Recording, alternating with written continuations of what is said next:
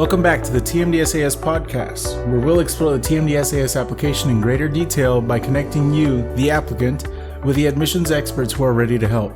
I'm your host, Enrique Hasso, Coordinator of Research, Advising Services, and Digital Media at the Texas Health Education Service in the TMDSAS office in Austin, Texas. Today we're joined by Mr. Paul Hermesmeyer, the Director of the Joint Admission Medical Program, and my office neighbor here at the TMDSAS office. Mr. Hermesmeyer, thank you very much for joining us. Enrique, thank you. I'm happy to be here and excited to share information with you about the JAMP program. Let's go ahead and get started by learning a little bit more about what JAMP is. Well, the history of JAMP started way back in 2001 when there was a Texas senator and two Texas senators, bipartisan, one Democrat, one Republican, came together and looked at what could we do to better build a pipeline, so to speak, of students from Texas going through college, medical school, and end up returning to practice in medicine. The ultimate goal is to improve and retain physicians from Texas to practice medicine in Texas. From those meetings early on in 2001, legislation was enacted in that session, the 77th legislative session in 2001, and signed into act by the governor September of 2001, the Joint Admissions Medical Program. The idea of the program is to bring economically disadvantaged Texas youth into one of the participating undergraduate universities, bring them through an undergraduate studies program, regardless of their major, and prepare them to have success in medical school.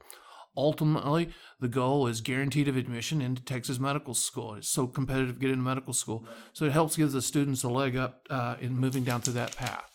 The program is actually a unique partnership.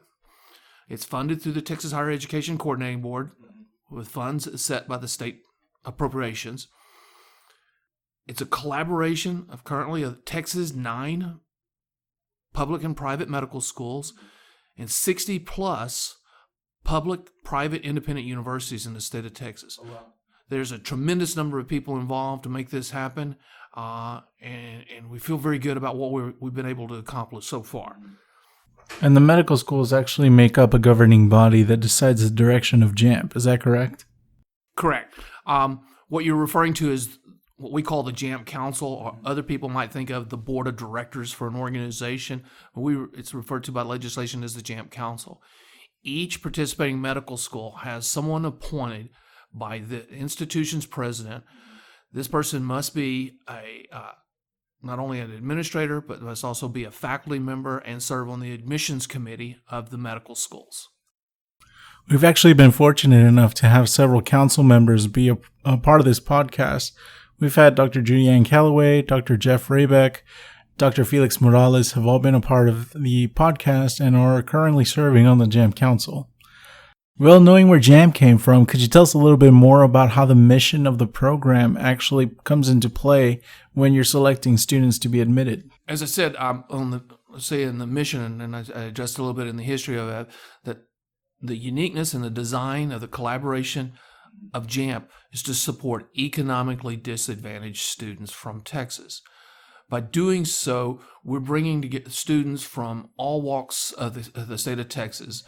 We don't have students just strictly from Central Texas or East Texas, West Texas. It's from the Texas Panhandle all the way to the Valley, from El Paso all the way to Texarkana. So it's a uniqueness. What each institution has a limited number of positions to come into the program. The applicants apply. They go through a process of their applications being reviewed. And then there's an interview process that's conducted for each of the students that's selected to go through. And we mirror exactly what happens to a student that applies to medical school outside of JAMP. And JAMP uses an application system that's almost identical to the same one TMDSAS uses. Correct. As you just said, we use almost the exact same application, the same time frame of when your application starts and when your application is submitted, the supporting documents, everything is exactly the same. And the idea is to take the young people that are coming in as first-year students after they've graduated from high school and start the process to get their attention early, that if they want to be a successful candidate for medical school, that they've got to start day one when they finish high school and taking the appropriate courses. It's really imperative that the students take freshman chemistry, for an example, day one, freshman biology, day one, because there's a sequence of science courses that the students must complete if they're going to have a chance of being successful on the MCAT exam, let alone being prepared to complete their degree in the shortest period of time and matriculate into medical school. Definitely. Could you tell us a little bit more about the eligibility requirements for JAMP?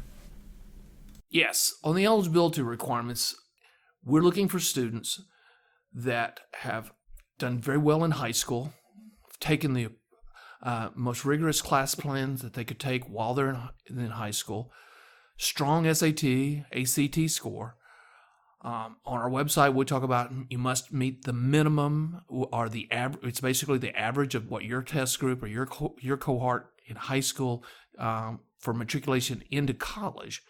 That's the minimum. Most times, most applicants applying to JAMP are well above the minimum. That's the minimum on the SAT or ACT. We're looking at the type of coursework, college coursework that they complete after they've graduated from high school, and their GPA. We have a minimum GPA on the on coursework of a 3.25, and then we have something we refer to as the BCPM. That's biology, chemistry, physics, and math. And those are we're looking at courses that are the prescribed biology, chemistry, physics, and math. See why we call it BCPM? So on the BCPM, we're looking at someone that must have at least a minimum of a 3.25. Now, here's something that's unique that we worked hard with and are getting the students to understand as first-year students after graduating from high school, as they pursue their career and the undergraduate studies, moving through the 4 years to graduate on time. There is no such thing in the medical school world as grade duplication. So I always tell the students when I'm out visiting with them like that, if you take a course 5 times and you have a failing grade in it the first 4 times, and then you have an A in it the 5th time, you don't have an A in the class. You have 5 grades, 4 failing and 1 passing. So it's very important for students to understand day one of their college career that they must be successful and apply themselves. That we do see grade duplication happening, our students having to take a course over, but it does affect their GPA for consideration, not only for JAMP, but down the road when they apply to medical school. Absolutely, and JAMP is actually a much more competitive program than those minimum requirements. Is that correct? Oh, yes. Each year we have 600 plus applicants apply, and we only select 100 statewide to come into the program. So you'll find on average the student that's accepted in the JAMP will be in the 3.8 GPA category, and they'll be in the 1100 or higher on the SAT. 27, 28 on the ACT is the student that gets selected. Now, mind you, there's always that diamond in the rough that's a little under that score, so we don't want to discourage anyone that has met the minimum requirements of applying, because the goal for JAMP is to bring, and I always call it, and forgive my expression, that diamond in the rough that has not had the opportunity to excel, and they're now just getting started. So we do take that into consideration. Great. That's actually really helpful for a lot of applicants who don't have a lot of opportunities depending on which high school they went to. This year saw the addition of a new early admission track into JAMP, and it's been something that's been in the works for a few years now, and we're just launching it this fall. Would you mind walking us through what the difference between the early admission track and the regular admission track looks like for JAMP? Yes, thank you. First, I want to start with the regular admissions track. And since the inception of JAMP, we've looked at needing to see what a student can do in a true college environment after graduation from high school. And so far there in the regular admission track, we required a student to complete their first year of college after graduation from high school, taking at least 27 hours of college level credit. And then from that pool, we selected students to matriculate into JAMP. Things have been changing in Texas, as most of you know, with more and more students being able to take college level credit while they're in high school through multiple different types of programs. We've been studying and looking at this for quite some time. We want to make certain that we're supporting the students of Texas, but we're also trying to prevent setting them up for failure. So this year, we're implementing for the classes applying as of right now, what we're referring to as the early admissions track, or you may want to refer to it as a pathway. But I'm segueing into how the early admission track works is these are students that have completed 27 or more hours in a traditional year setting, a fall, spring, just like a college, 27 hours of college coursework, meeting all the exact same requirements as someone that went through the regular admission and applied after. The key that's unique on both early admission track and the regular admissions track, you have to graduate from high school before you apply to JAMP. We can only look at you after you graduated from high school.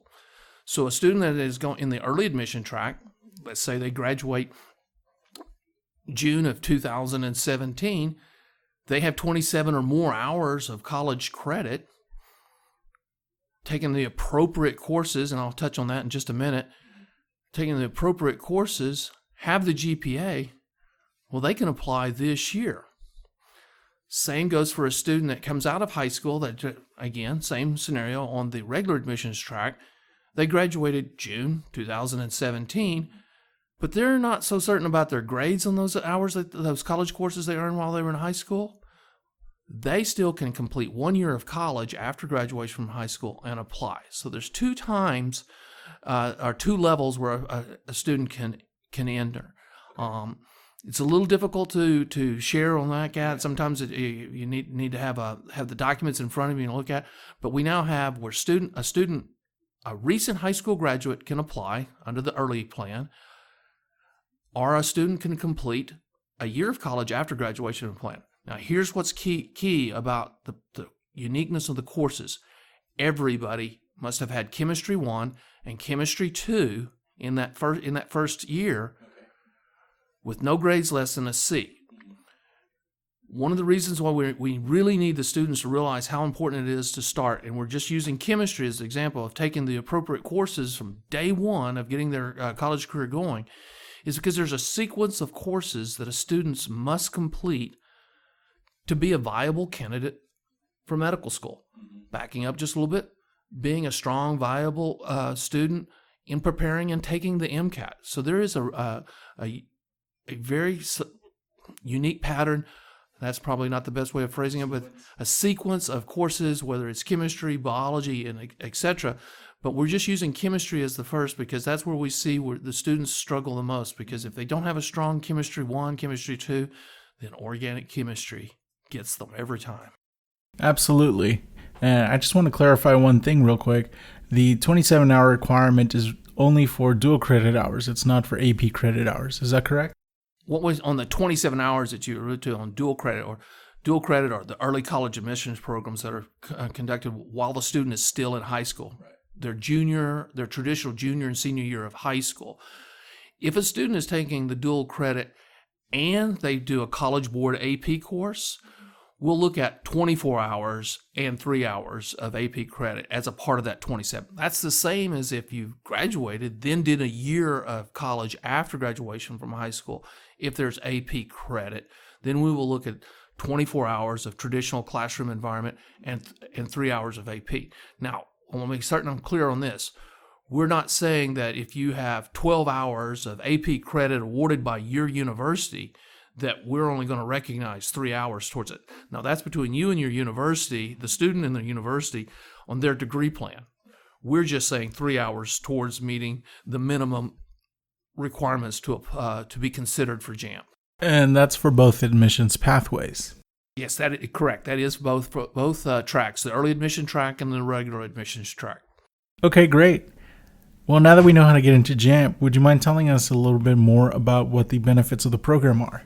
The number one benefit of JAMP is the guaranteed of admission to medical school, one of the participating medical schools in Texas, to be clear. Now, that has a requirement that you must meet all the academic and non-academic requirements. So when we're talking about academic requirements, we're talking the appropriate courses that your academic advisor at your home institution will help you with. GPA of your courses, appropriate MCAT score in your spring of what we call the junior year or your third year of college after graduating from high school. These are your academic requirements, okay?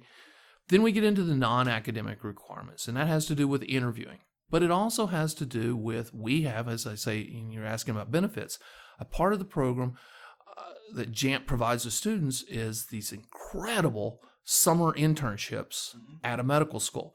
There's a Summer 1 program and a Summer 2 program. So the students have to, as a part of the admission criteria to gain that guarantee of admissions, has to have successful evaluations from their summer internships. And that gets really in depth. And what we're doing with the students during the summer internship, as a part of the benefit, the students are able to get hands-on experience with the ultimate goal of having a student that goes through both of our summer internships, by the time they step onto the medical school campus as an entering first-year med student, that they're completely acclimated to what it's going to be like. And, excuse this expression, they can hit the ground running when they get to the medical school. Now, part of the benefit of those summer internships is, I want to share with you, is MCAT. Students coming out of high school with the ACT and SAT, that's great, that's good, we need that. But when it comes to the MCAT, that's what is the stumbling block for so many students trying to get into medical school, the MCAT. And we recognized that early on and have started building a method to support the students in preparing for the MCAT. We looked at and came up with a process, not just a test prep. In fact, we refer to our MCAT process as an MCAT program. Starting in the first summer program, we immerse the student into one of the sections of the current MCAT exam, and we refer to it as CARS. And if you look at it, it's the Critical Analysis and Reasoning Skills section of the MCAT. And we immerse the students into 2 hours a day, in-depth education preparing how to use critical analysis and reasoning skills to prepare them, to help them get ready for the MCAT. But we also see that it helps them when they go back to their home institution and they're going into other very challenging courses, how to better evaluate the subject, the lesson plan that they're following, to use critical analysis and reasoning skills, whether it's just in their academics or it's in life. That's part of what's going on, so that they can, I always say, be better at thinking on your feet and working through problems. But we don't just stop there. We evaluate and we do a knowledge assessment of the student at the end of their summer internship. And what we're looking at is how strong they are in their biology skills and how strong they are in their chemistry skills and the understanding. They may have already aced the chemistry course, but yet when we're testing them and looking at what the MCAT is going to be testing them on, we find that the test skills, their test taking skills, is not there. So we have incorporated what we call a biology and chemistry enrichment course that is online. It's not self-paced. They actually have an instructor throughout the fall semester where they're getting additional support in biology and chemistry and how they can apply that biology and chemistry not only for preparing for the MCAT, but how they can utilize those skills in their ongoing academic courses and applying the method that's being taught to them and how to study and prepare. Ultimately, we're trying to get them ready for the MCAT. Right. Then, after that semester is over, one of the areas on the MCAT deals with biochemistry. And we have developed an online course through a private vendor that the students can do a short 2-week biochemistry prep class. What some students will find is they're already in biochemistry, so they use it in coordination with the class, or they're getting ready to move into that biochemistry course, and so it's a prep course for the course itself. Right. So once the students get there, we're not done yet. Now it's time to prepare for the MCAT. We have developed an online course through this vendor where a student has each week study, preparation, homework, so to speak, to prepare. And then they go to a live online class with an instructor. The instructor teaches them, goes through, delivers information to them. And as they move through this, they're building up to taking a full-length practice exam. So they'll have several weeks, almost 2.5 months of MCAT preparation The same as if they went down to the corner store and bought a proprietary package off the shelf to prepare for the MCAT. But we're giving it to them in a guided process. To think of it in a way, it's like adding another 4 to 8 hour science course to them, and we prepare them to understand. While they're going through this, they have multiple full-length practice exams to take, score, and with each of the exams, as they, when they take the exams, they immediately get feedback on how they've done in each of the sections. And if they're deficient in an area, the process that we have developed actually points to and gives them video lessons. It points to them in additional readings and things to focus on to prepare for the next exam. Think of it this way. You study for 100 questions on an exam, and you pass 80% of it. Well, and you got to take it again because it's still not high enough score for you. Well, you don't have to go back and focus on the subject matter for all 100 questions. You focus on the 20 questions you missed. So it keeps moving it down and supporting the student and helping with each exam. If they truly put the effort into it, they'll start narrowing down the area where they're lacking, and the ultimate goal is to improve. The other side of it is not academic. Today, what people, especially incoming freshmen and sophomores, don't realize, the MCAT is a 7.5 hour exam. It's a marathon. So what we're also implementing is getting the students to take the full-length practice exam, because it's all computer-based now, is to start emulating the actual test environment. Setting down. You take the morning, you have a few-minute break about mid-morning, you take through, you have a small break for lunch, then you go into the afternoon, and by the time 8 hours to 8.5 hours have passed, you've taken the exam. Is that you physically have to get prepared for the MCAT.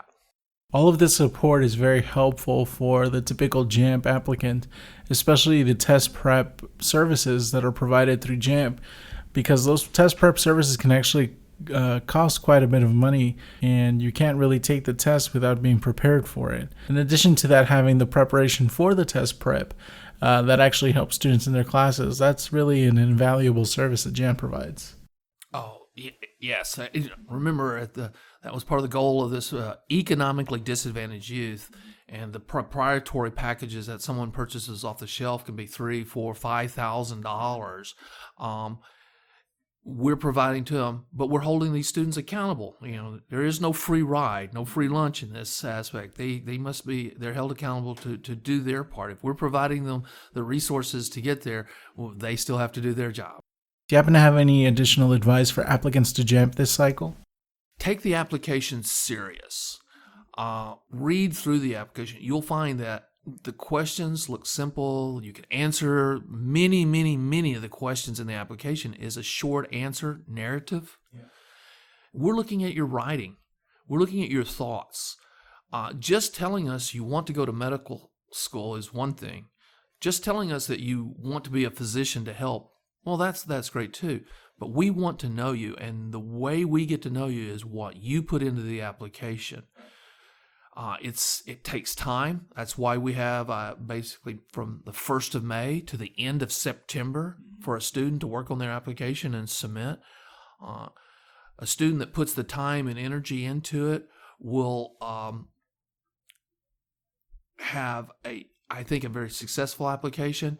We see students rush through because they've waited, they've procrastinated, etc., and then they're trying to write. Another thing that's really important when a student starts looking at the application is they did a lot of volunteer community service, etc., while they were in high school, and they didn't keep adequate records of it. They didn't keep a journal. And we're going to be asking the students that are applying to JAMP to tell us about your leadership experience. Tell us about your volunteering experience. Did you do some type of volunteering experience in a healthcare environment? Did you go and help out at a hospital or a rest home facility or assisted living facility for the elderly? What did you do to demonstrate that you truly want to pursue the path of medicine? But putting time and thought and energy into the application is truly important, because what you tell us is how we're going to get to know you when we make our selection process. For applicants to the program, who can they actually turn to for support throughout the application cycle? Well, JAMP is uniquely designed. As we talked about earlier, there's the 9 Texas medical schools that participate currently. There's 60 plus universities, and each university has what we call the JAMP faculty director, and it's an academic advisor. Also, in most cases, they're a faculty in chemistry, biology, or some other discipline at the university, but they're very, very involved in the pathway to support students that want to pursue medicine. So always go to our JAMP website. There's a list of participating institutions where it's built into the database, where the web page, where it's the name of the faculty advisor at the university, where you can send an email to them, or phone numbers to call to schedule maybe an appointment or time to say. So if you live up in the Texas Panhandle and you plan to go to a school in the Texas Panhandle, you've got someone close by. It's spread all over the state of Texas. There's the ability to reach out to someone. We encourage you as a senior in high school, if you haven't selected on the university you plan to pursue or attend, you need to start thinking about where you want to go. If you're not certain what you're going to do, you don't know where you're going to go, we encourage you to contact the Joint Admissions Medical Program, the administrative office, which we're located here in Austin, and our contact information is on the website. Before we let you go, Dr. Scott Wright, the Executive Director for JAMP, TMDSAS, and the Texas Health Education Service, actually told us about the Texas MedDent Roundup coming up this October, and he mentioned that JAMP would have a similar component during that conference. Would you mind telling us a little bit more about the JAMP Roundup? Sure. This year, for the first time in the corporation, as you just said, under the direction of Dr. Scott Wright, we're going to be hosting JAMP, along with a partnership with TMDSAS, a 2-day event, Friday, October 6th and 7th. October 6th is specifically for JAMP, the JAMP Roundup. And we're looking at and bringing in high school seniors and college freshmen, specifically high school seniors and college freshmen is our target audience. We want their high school counselors, their science teachers from the high school to join us. We want academic advisors from the universities that deal with incoming freshmen to come in and join us, not just necessarily the academic advisor in the health professions area, but anyone that's from a university that deals with incoming freshmen to help guide them. Our day is going to be packed full of different presenters. We're going to have individuals that specifically speaking with students to address what it's like to be a first-year student in college. What are things that are necessary for a student to complete to succeed in JAMP, which ultimately helps them matriculate and be successful in medical school things. But folks, we have something for parents as well. We know in our society now, parents are very, very involved with our youth. So we actually are bringing in a speaker to talk with the parents about how they can support and help their students in preparing to be an undergraduate student, as well as matriculation to medical school, and try to put some of the parents at ease in their minds or thoughts about everybody's worried about the cost of medical school. While it's expensive, the cost of undergraduate school is expensive. So we're going to try to help them have a better understanding of what the goal of completing an undergraduate curriculum degree, matriculating into medical school, and becoming a physician, and then moving into a residency program. So we're going to have some speakers to talk with the parents specifically. But also we're going to have a panel from various individuals that are involved in the health profession, advising at the universities, to help students understand that for an example, you could be an English major all the way across campus in the arts department, the fine arts area, majoring in English, but yet you're working with the science faculty on the other side of the campus and preparing to medical school. So we have this unique advisor on each of the campuses that we refer to as the health profession advisor. It's larger than advising in a specific discipline. So we want to help students as well as their parents understand that when you're pursuing medicine, you may have two separate academic advisors, and how you as the student has to work together with those advisors to make certain that you're completing the appropriate courses to better prepare yourself for the MCAT, let alone the matriculation into medical school, and so you start. So we hope to address and put some things in place for the students to have that understanding. But then we're also going to have where the students have the opportunity to visit with current medical school students. Maybe if we're lucky enough to bring an alum in, that reason why we say lucky an alum coming in to speak is because they're in their residency and they're working tremendous hours to complete their residency requirement to go through. So we hope to be able to have, we know we'll have current JAMP students, and I would say current medical students, to address what they did while they were undergrads and preparing to get into JAMP, and then what it's like to be in medical school. And we expect not only the students are going to be interested in listening to these students, but also their parents, the high school counselors, their high school science teachers, and the academic advisors that on freshmen, so that they have an experience of understanding what it truly is to get through an undergraduate career and then get into medical school.